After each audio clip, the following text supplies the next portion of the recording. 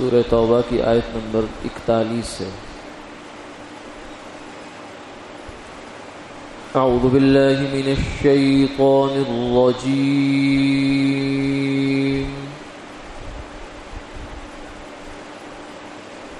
بسم اللہ الرحمن الرحیم۔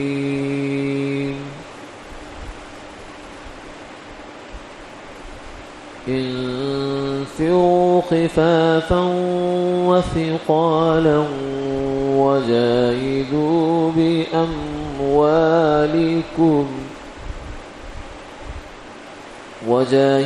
بأموالكم وأنفسكم في سبيل الله، ذلكم خير لكم إن كنتم تعلمون۔ لو كان عرضا قريبا وسفرا قاصدا لاتبعوك، ولكن بعدت عليهم الشقة، وسيحلفون بالله لو استطعنا لخرجنا معكم يهلكون أنفسهم والله يعلم إنهم لكاذبون۔ صدق اللہ العظیم۔ نکلو ہلکے ہو یا بوجھل اور لڑو اپنے مال اور جان سے اللہ کی راہ میں، یہ بہتر ہے تمہارے حق میں اگر تمہیں سمجھ ہے۔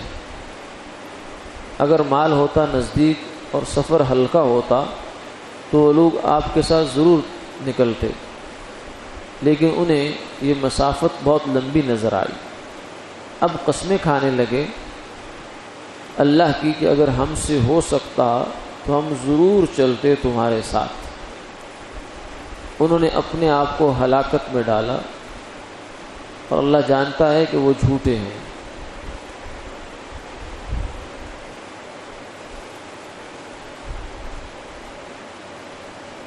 اس رکوع کے شروع سے جنگ تبوک کا تذکرہ چل رہا ہے، جس کا مختصر پس منظر یہ تھا کہ آپ صلی اللہ علیہ وسلم کو یہ اطلاع پہنچی کہ ہرقل قیصر رومیوں کا اس وقت بڑی سلطنت تھی۔ دنیا میں دو بڑی حکومتیں تھیں، ایک ایران اور ایک روم۔ روم والے عیسائی تھے، ایران والے مجوسی، آتش پرست، آگ کی پوجا کرنے والے۔ تو انہوں نے یہ اطلاع پہنچی کہ وہ ہرقل قیصر روم بہت بڑا لشکر جمع کر رہا ہے اور وہ مدینہ منورہ پر حملہ کرنے کا ارادہ رکھتا ہے۔ تو آپ صلی اللہ علیہ وسلم نے صحابہ سے فرمایا کہ تیاری کرو۔ عام طور سے معمول یہ ہوتا تھا کہ آپ جنگی حکمت عملی کے تحت جانا مشرق کو ہے تو اشارات مغرب کے دیا کرتے تھے، ورا بغیر۔ لیکن اس جنگ کے موقع پر حضور نے صاف ارشاد فرما دیا کہ تبوک کو جانا ہے اور ہرقل قیصر روم کا مقابلہ ہے، اس لیے جس سے جو بن پڑے نکل آئے، سواری لے کر، مال لے کر، اسلحہ لے کر، کسی بھی طرح سے ہر آس پاس کے قبیلے ان سب کو حضور نے جمع فرمایا۔ تو 30,000 کے قریب کا ایک لشکر بن گیا جو اکٹھا ہوا۔ لیکن یہ موقع بہت نازک تھا اس اعتبار سے کہ کھجوریں پک گئی تھی اور مدینہ منورہ والوں کی گزر اوقات ساری کھجور پہ ہوتی ہے۔ گرمی کا موسم، بہت شدید گرمی تھی اور جنگ کے لیے نکلنا ہے اور آگے جنگ ہے، اور مقابلہ کس سے ہے؟ بڑی سپر پاور سے۔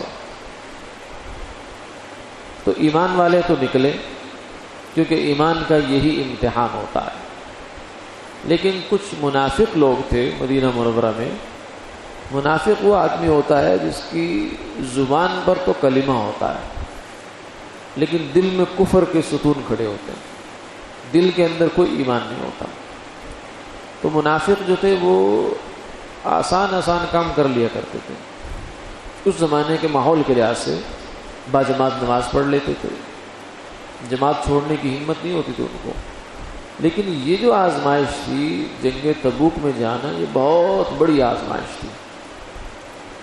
اب اس بڑی آزمائش کے نتیجے میں منافق سارے ایک طرف ہو گئے، اور 3 ایمان والے بھی ایسے تھے جو بیچارے رہ گئے. پھر ان کا لمبا قصہ ہے. تو اس موقع پر اللہ تعالیٰ کی طرف سے یہ آیات آئی، حکم آیا کہ یا ایمان والو تمہیں کیا ہو گیا؟ جب راہ خدا میں نکلنے کا وقت آتا ہے تو تم بوجھل ہو جاتے ہو. یہ ترغیب ہے. آج کی آیات میں بھی اسی حکم کو دوبارہ بیان فرمایا، انفروا خفافا وثقالا، کہ تم جس حال میں بھی ہو نکل جاؤ. اگر اسباب اور حالات تمہارا ساتھ دیتے ہیں جو بھی نکلو، نہیں دیتے جب بھی نکلو. اس لیے کہ یہ اگر خدا ناخواستہ ہرقل قیصر روم مدینہ منورہ پر حملہ کرتا تو زیادہ بڑی پریشانی تھی بنسبت اس پریشانی کے جو ابھی ہونے والی.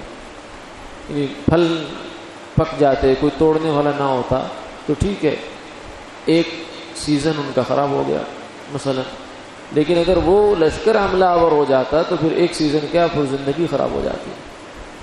اس لیے عقل مندی اور دانش مندی کا فیصلہ یہی تھا. مگر انسان ہے بیچارہ، لالچی ہوتا ہے. تو منافق تو بہرحال اس میں رہ گئے.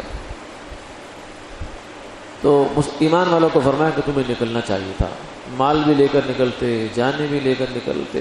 ذالکم خیر لکم ان کنتم تعلمون، اگر تمہیں سمجھ ہے تو یہ نکلنا، اپنے مال جان لے کر اللہ کے راستے میں نکل جانا، یہ تمہارے لیے بہت بہتر ہے. تمہیں اس کا ادراک نہیں ہے. کیونکہ ہوا عملاً پھر یہ ہوا کہ آپ صلی اللہ علیہ وسلم جب لشکر لے کر وہاں پہنچے تبوک میں، تو آپ نے کئی دن قیام فرمایا وہاں. اور آپ چونکہ خود نکل پڑے تھے تو اس پر روب طاری کر دیا اللہ تعالیٰ نے. وہ پھر میدان مقابلے میں آئے ہی نہیں. یہ اللہ تعالیٰ کی طرف سے خاص مدد کی صورت پیدا ہو گئی. تو اللہ تعالیٰ نے مدد بھی فرما دی. لیکن اگر وہ معاملات برعکس ہو جاتے تو پھر بہت کام خراب ہوتا. اس لیے فرمایا ذالکم خیر لکم ان کنتم تعلمون، اگر تمہیں علم ہے تو یہ بات تمہارے لیے بہت اچھی ہے، بہت خیر کی بات ہے.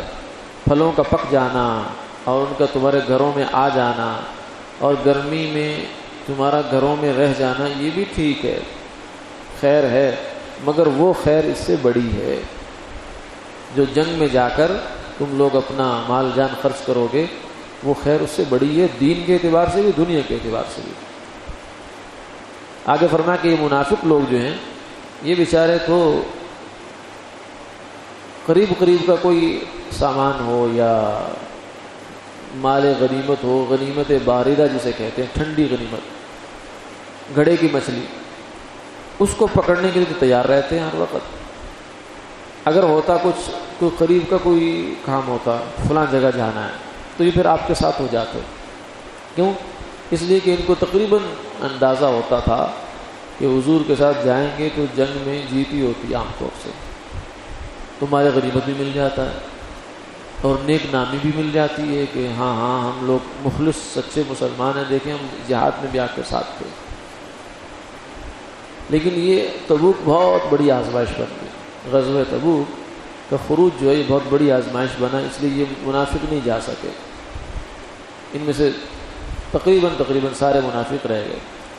تو فرمایا کہ اگر یہ قریب کا کام ہوتا، اور دوسری بات یہ ہے کہ کوئی ایسا ان کو لگتا کہ بس ہم جائیں گے اور مال ہمارے ہاتھ آ جائے گا، تو پھر یہ ضرور آپ کے پیچھے ہو لیتے، کیونکہ اصل میں مال کے پجاری ہیں.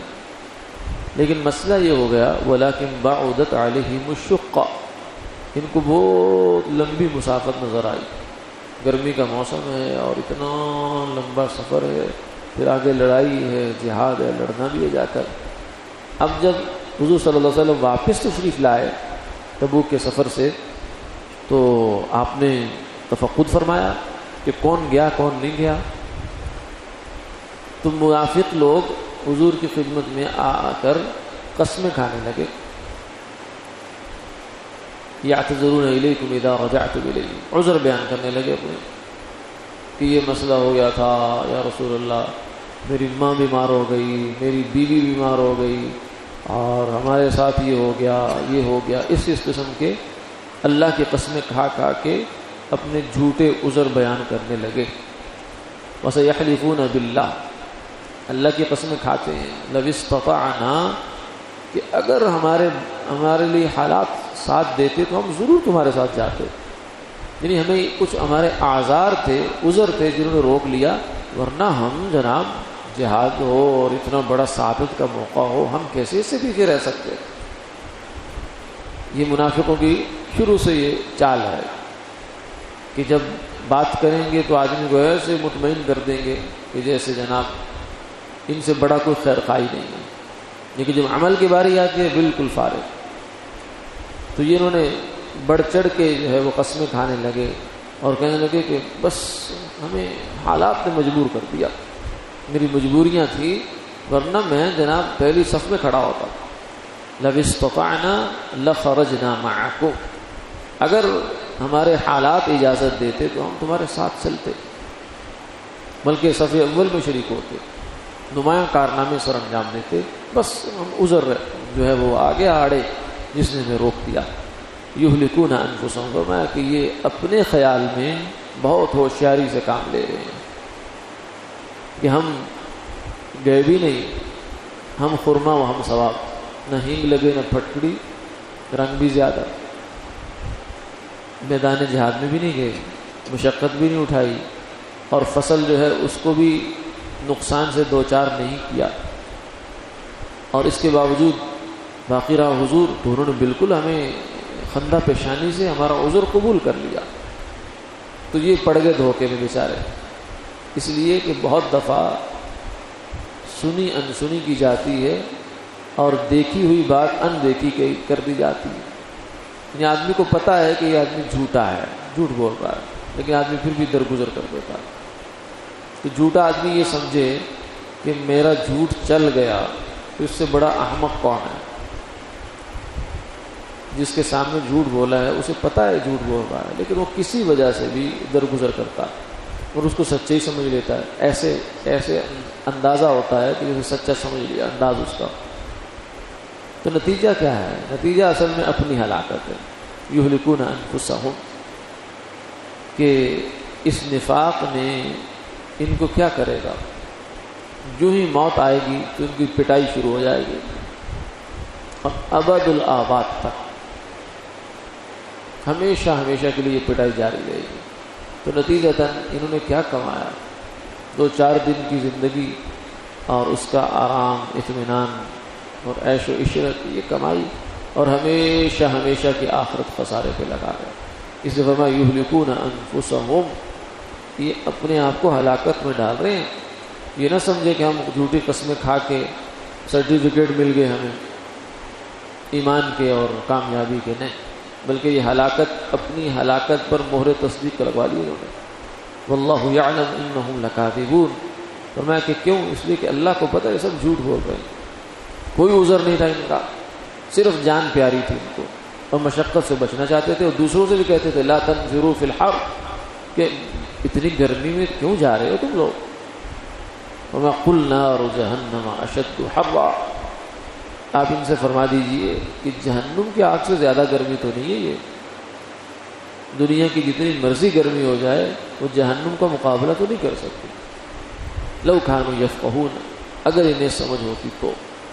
واللہ یعلم انہم لکاذبون، فرمایا کہ یہ لوگ جھوٹ بول رہے ہیں، اور جب اللہ کو پتہ ہے کہ جھوٹ بول رہے ہیں اور اللہ اپنے پیغمبر کو بتا رہا ہے، تو نتیجتاً یخادعون اللہ والذین آمنوا وما یخدعون الا انفسہم وما یشعرون، یہ اللہ کو دھوکہ دینے کی کوشش کر رہے ہیں، ایمان والوں کو دھوکہ دینے کی کوشش کر رہے ہیں، لیکن حقیقت میں دھوکہ کس کو ہو رہا ہے؟ نہ اللہ کو نہ ایمان والوں کو۔ ایمان والوں کا کیا بگڑے گا؟